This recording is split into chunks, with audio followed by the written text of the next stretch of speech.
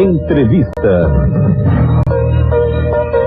Uma pesquisa recente avaliou quase 11 milhões de corredores inscritos em maratonas nos Estados Unidos sobre o risco de morte súbita em corredores. A gente vai conversar sobre o assunto neste momento com o cardiologista e ritmologista da SOBRAC, Sociedade Brasileira de Arritmias Cardíacas, Dr. Leandro Zimmermann. Bom dia, Dr. Leandro. Bom dia. Muito obrigada pela sua participação. E eu queria que o senhor começasse a nossa conversa por essa pesquisa que foi realizada com corredores inscritos em maratonas nos Estados Unidos. Não é uma realidade muito diferente dos nossos corredores aqui, não, né? Não, certamente a ideia é que é um grupo muito parecido.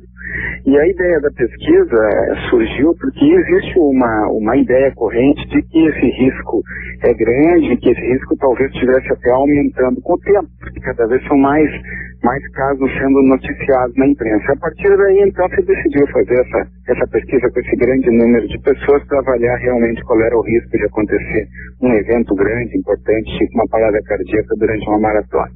Quer dizer, mas na verdade esse número grande de pessoas é mais por conta da visibilidade, não que o risco esteja aumentando ou que proporcionalmente sejam mais pessoas. Perfeito, exatamente. Essa foi provavelmente a conclusão mais importante desse trabalho. O que se viu, na verdade, é que o número absoluto de pessoas tendo parada cardíaca em corridas aumentou basicamente por isso, porque o número de pessoas aumentou. Nós não temos um dado brasileiro, mas o dado americano que a gente tem, por exemplo, é que no ano 2000 tinha menos de 1 milhão de pessoas fazendo corridas de longo percurso, tipo maratona e meia maratona, e 10 anos depois esse número tinha saltado para 2 milhões. Então, assim, o número dobrou, se imagina então que dobrando o número, obviamente, vai dobrar também o número de casos. E é basicamente isso que aconteceu mesmo. Pois é, e aí vamos falar um pouquinho dos cuidados necessários, né? Porque essa pesquisa, como o senhor bem colocou aqui, né, aumentou, porque também aumentou muito o número de corredores e tudo mais. Foram 59 paradas cardíacas em 40 maratonas e 19 meias maratonas, que é um risco de menos de 1%, de 0,5%, né, por 100 mil corredores. É menos ainda. Assim, o risco aí vai dar, o risco total é de 0,54 para 100 mil, não é nem 0,54%, né? É 0,54 paradas cardíacas a cada 100 mil participantes. O que dá, vamos colocar assim, uma parada cardíaca a cada 184 mil participantes. É um número realmente muito baixo. Eu que coloquei 1% aí que não existia. 0,54 a cada 100 mil corredores. Exatamente, é um número bem baixo. Bom, e agora, a maioria das vítimas são homens, né? É porque também a maioria dos corredores são homens?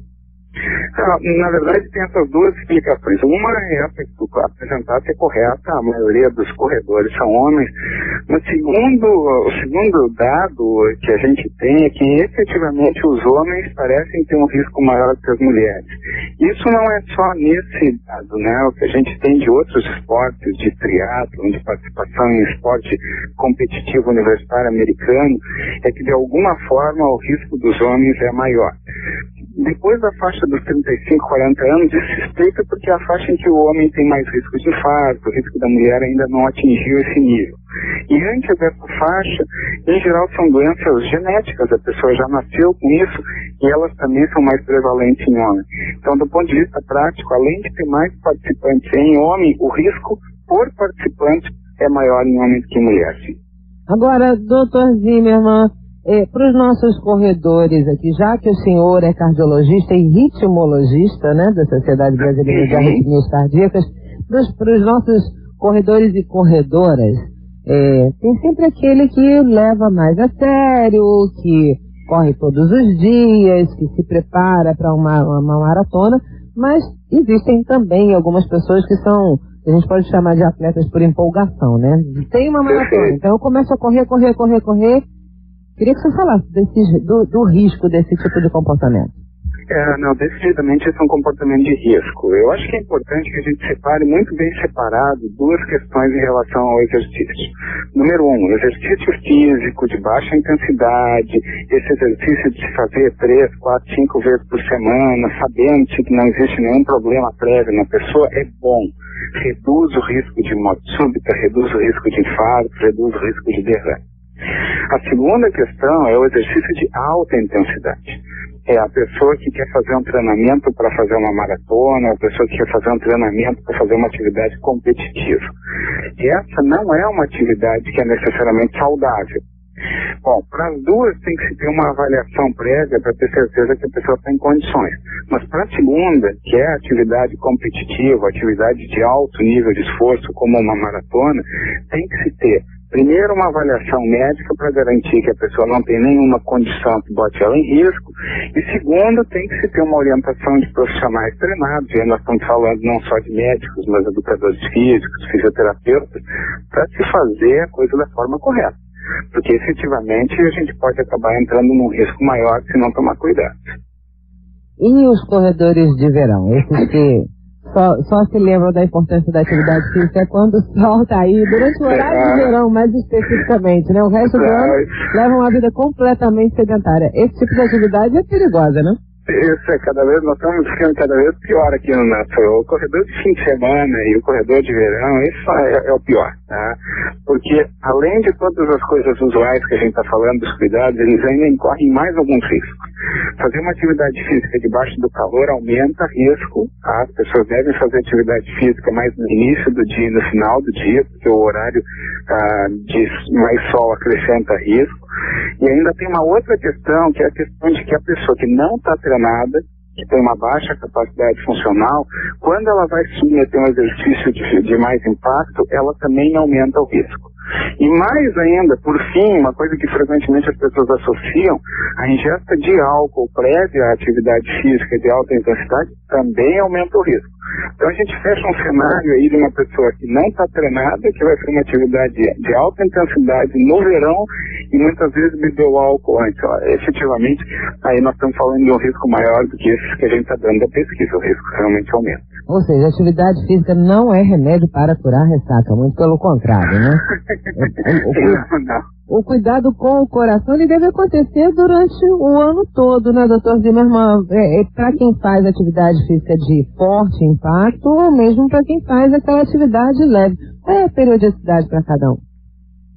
Olha, do ponto de vista de revisões, se a pessoa vai fazer uma atividade física convencional, se fizer uma revisão anual, tá bom, tá muito bem. Mas o que é uma atividade física convencional? A convencional é 3 a 5 vezes por semana, em geral se faz 5 minutos de aquecimento, 30 a 40 minutos de caminhada, natação, algum grau de musculação e mais uns 5 minutos de desaquecimento. Isso é uma atividade física que vai certamente beneficiar a saúde. Bom, e a pessoa que tem uma atividade física não normal, né, que seria a mais intensa, qual é a periodicidade para estar consultando um médico, saber como anda a saúde do nosso coração? Olha, a primeira avaliação é a mais importante, porque é a partir daí que esse tipo de periodicidade vai ser definido. Se a pessoa não tem nenhum tipo de problema, a revisão anual já é suficiente. Agora, se por outro lado tiver uma história familiar de problemas cardíacos, se tiver diabetes, se tiver pressão alta, em geral as revisões são mais frequentes e costumam ser semestrais ou até menos do que isso, se alguma dessas condições não estiver muito bem controlada. Nem se fala, por exemplo, de cigarro e coisas desse tipo, que certamente tem que ser interrompidas antes ainda de chegar em médico, não tem nada de questão médica nisso. Pois é, e aí mesmo interrompendo é importante continuar acompanhando a saúde do coração, né? Porque ele leva um bom tempo para se recuperar do hábito do tabagismo, né? Olha, não é só o coração aí, a questão de cigarro é uma questão de longo prazo, né?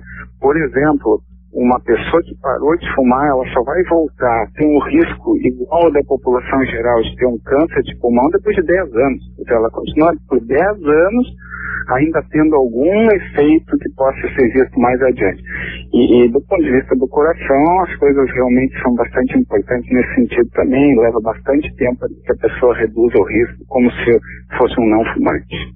Doutor Leandro Zimmermann, atividade física de uma maneira geral, é benéfica para a nossa saúde, mas a gente deve tomar os cuidados com a limitação de cada um, ter essa primeira avaliação que o senhor diz que é extremamente importante, um acompanhamento médico. Mas que tem algum sintoma, por exemplo, para um maratonista, algum sinal de alerta de que ele pode ser vítima de uma morte súbita?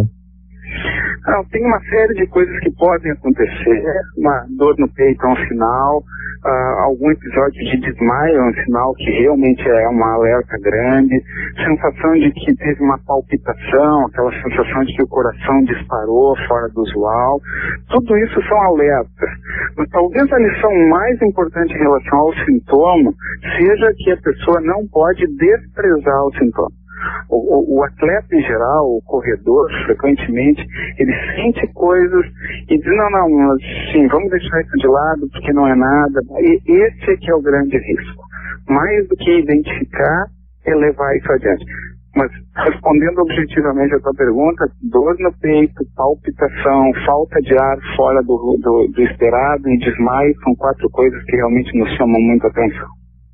Bom, eu quero agradecer muitíssimo a sua participação, os esclarecimentos e orientações aqui no nosso programa.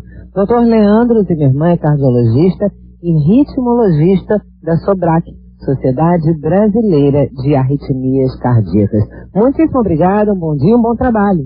Olha, muito obrigado, foi um prazer, qualquer coisa à tua disposição. Estamos apresentando Rádio Sociedade.